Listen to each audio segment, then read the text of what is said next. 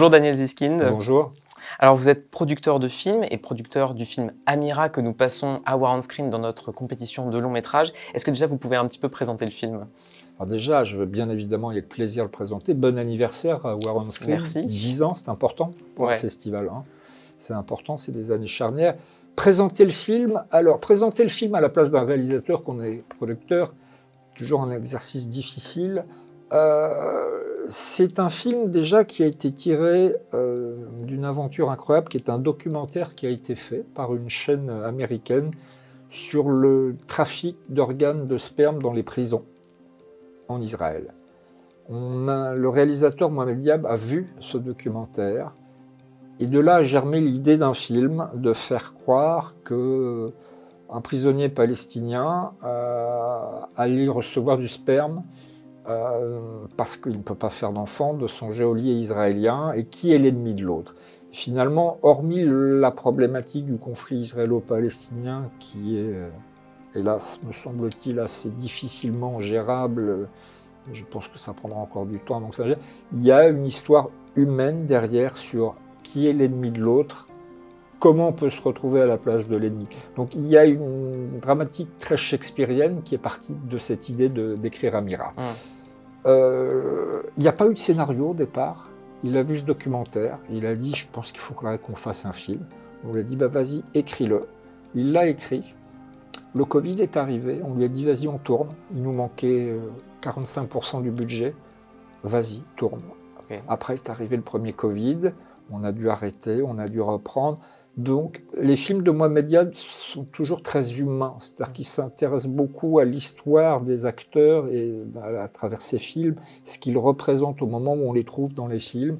Et c'est pour ça que j'aime ce metteur en scène, ce qui avait déjà été le cas dans Les Femmes du Bus et Clash. Oui, et du coup vous travaillez avec Mohamed Diab depuis Clash, et puis lui a eu une carrière assez impressionnante puisqu'il a notamment réalisé la série Moon Knight pour Marvel récemment. Comment s'est construit ce lien justement avec ce réalisateur-là, et notamment voilà, avec ce postulat et ce tournage assez particulier pour ce film-là précisément? Alors, je dois à ma femme, qui un jour va voir Les Femmes du Bus et qui, bien évidemment, sait que je produis des films dans la région. Elle me dit « Mais Daniel, pourquoi tu ne produis pas un film comme ça ?» Je n'avais pas vu Les Femmes du Bus, qui est sorti en France. Je suis allé le voir en salle et elle avait bien évidemment raison. Et je lui ai dit « Je veux vraiment produire le prochain film ». Donc un de mes partenaires en Égypte, je lui ai dit « Il faut produire le deuxième film de ce réalisateur ».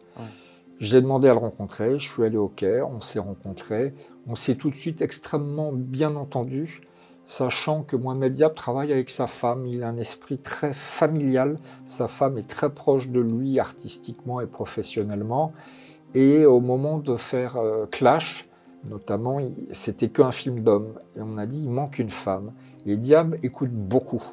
Et on a tout de suite travaillé ensemble, on s'est entendu, mais vraiment à merveille. C'est quelqu'un qui écoute. Beaucoup de gens dans ce métier, quand on travaille avec des réalisateurs, que ce soit pour des premiers, deuxième ou troisième films, ils ont des certitudes de la vie qui fait que ça fait aussi un certain charisme.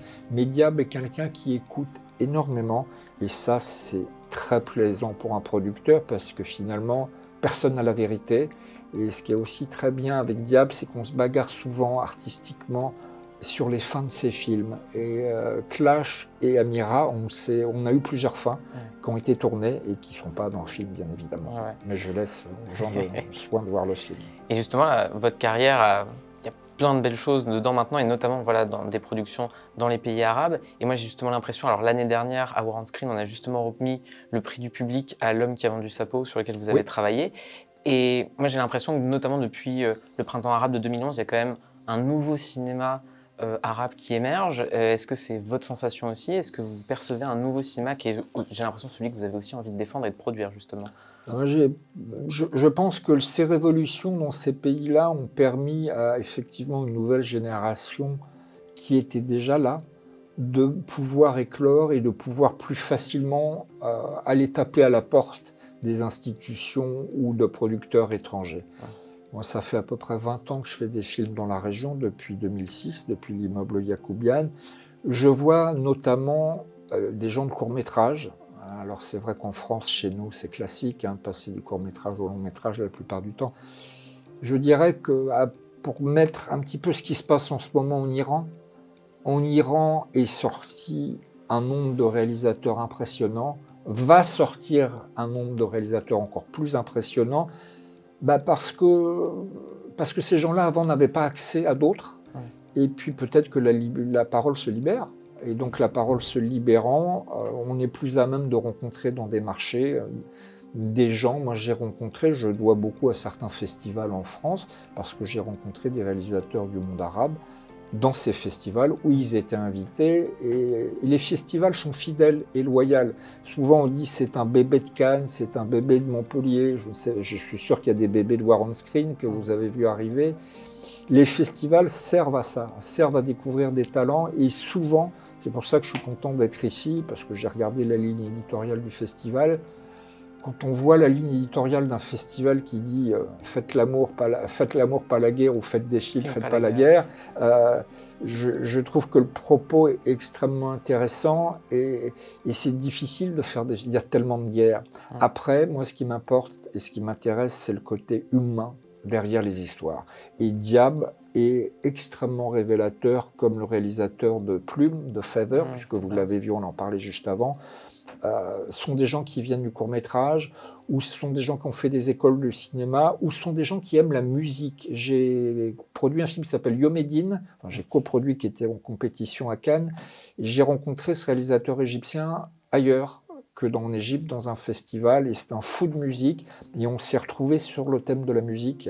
Il adore le rock'n'roll des années 60-70, que ça soit Elvis, Jerry Lee Lewis, et parler de rock'n'roll avec un réalisateur du monde arabe, ce qui amène après à parler de cinéma, c'est passionnant, et c'est ce que j'aime dans le métier que je fais. Et vous parliez de cette dimension humaine dans les films, et justement pour revenir à Amira, je trouve que ce qui est passionnant, c'est que la guerre, qui est l'un des sujets centraux de notre festival, elle est toujours un peu à côté, elle est voire même invisible. On pense à ce drone là qui n'arrive pas à voir. Absolument. Il y a cette idée que la guerre est toujours un peu dans le lointain. Et quand vous parlez de cette dimension humaine, comment justement on arrive finalement à parler toujours à parler de la guerre, mais via des êtres humains, alors que la guerre est un peu dans le lointain, mais elle est toujours là, très prégnante. Alors là, dans Amira, il y a quand même un élément important, c'est la prison. C'est donc le fait que l'acteur masculin est en prison, et qu'il est donc extrêmement enfermé. Et effectivement, la scène du drone, qui est vraiment le synonyme de Big Brother is watching you, je ne sais pas s'il y a besoin d'une traduction, c'est par des sons, c'est par des présences, qu'il y a un côté anxiogène. Si vous me permettez, je ne suis pas ici pour faire la pub d'un autre film. Il y a un film sur les écrans qui s'appelle Novembre en ce moment-là, qui est sorti il y a 3 jours. Ce film ne montre jamais les attentats, ne montre jamais la guerre au terrorisme. Ça se passe dans un huis clos. Et là, dans Amira, je ne compare pas Novembre et Amira, c'est un peu finalement un certain cinéma américain, les films de Sidney Lumet qui parlaient de ça. Et là, ce qui a plu, je pense, à Mohamed Diab, c'est le documentaire. Il a vu plusieurs documentaires sur ce qui se passe dans la guerre. Et à travers le témoignage de ces gens, il a voulu chercher des actrices. Et puis, je suis désolé, les 2 actrices du film sont des femmes. Et comme vous le savez, il y a un vrai problème de la représentation féminine dans certains cinémas du monde. Le constat est là, et je ne fais pas de jugement. Je veux dire, le vrai film, c'est sur l'histoire d'Amira, c'est sur cette fille et sa maman.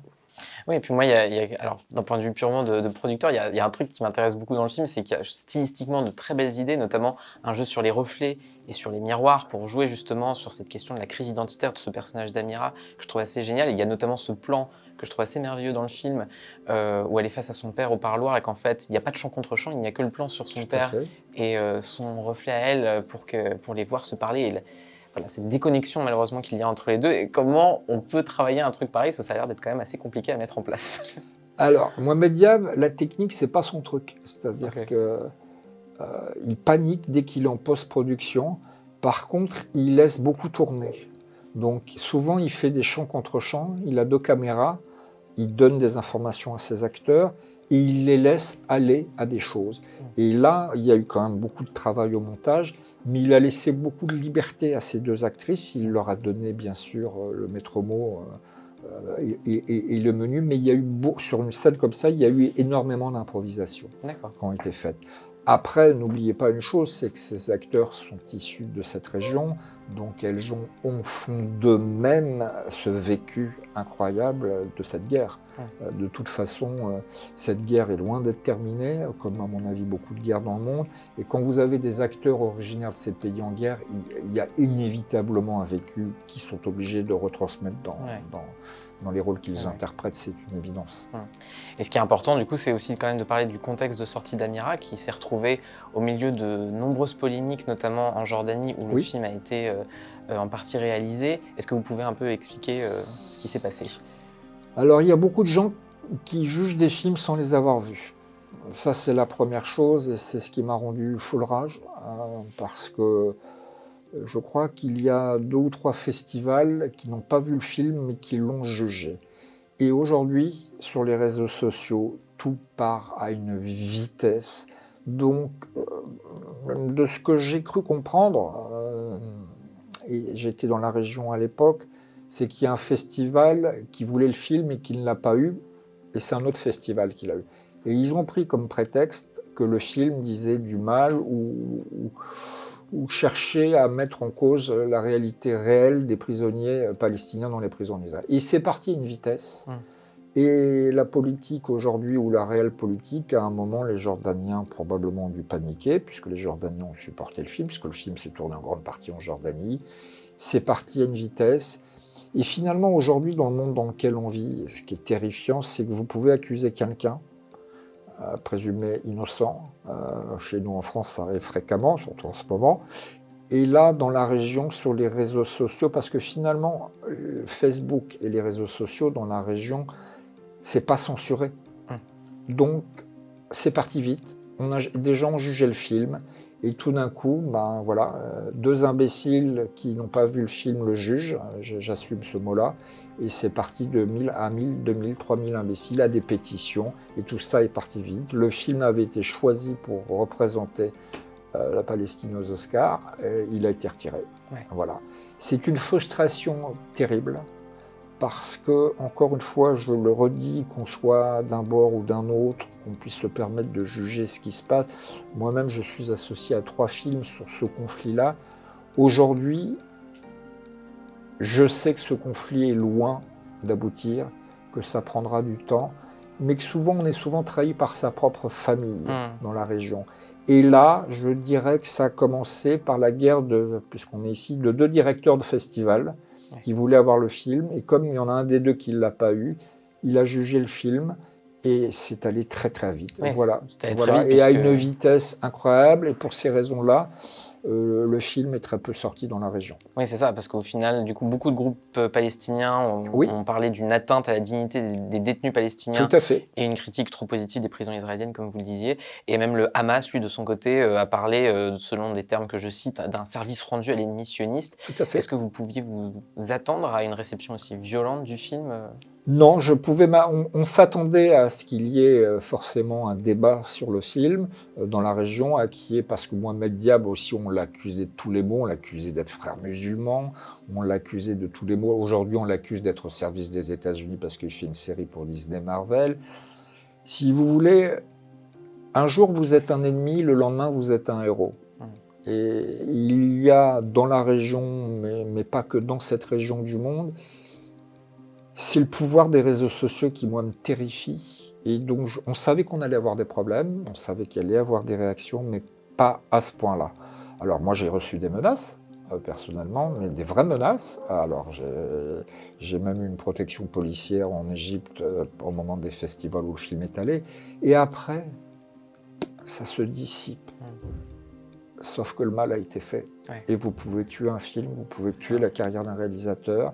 Fort heureusement, il a été défendu par une très grande partie de sa communauté artistique. Et si vous regardez le film, et je sais que vous l'avez vu, le film ne prend pas parti. Le film ne prend pas parti, et le film parle d'une histoire tout simplement humaine, et le sujet d'Amira est universel, ça peut arriver dans les prisons d'Amérique du Sud, ça peut arriver partout. Voilà, seulement nous vivons une ère ou une époque où, c'est la 4e fois que je le dis, nous avons besoin des réseaux sociaux pour faire la publicité des films. Mais il faut aussi se méfier des qu'en dira-t-on sur les réseaux sociaux. C'est l'époque qu'on vit. Je suis lucide, je ne suis pas naïf. C'est comme la guerre de la salle de cinéma avec Netflix actuellement, que nous avons chez nous en France. Euh, c'est un mal nécessaire, les réseaux sociaux, mais les réseaux sociaux peuvent tuer un film. Et dans le cas d'Amira, ils ont tué le film. Ouais. Je vous l'affirme. En tout cas, nous, on est vraiment ravis de pouvoir l'avoir dans notre compétition de long métrage. Merci beaucoup, Daniel Siskind. Merci à vous et de votre analyse sur le film et des chants contre chants. Ça me donne envie de le revoir. Bon, pas très bien. Merci. Bon anniversaire en tout cas, Warren Screen. Merci.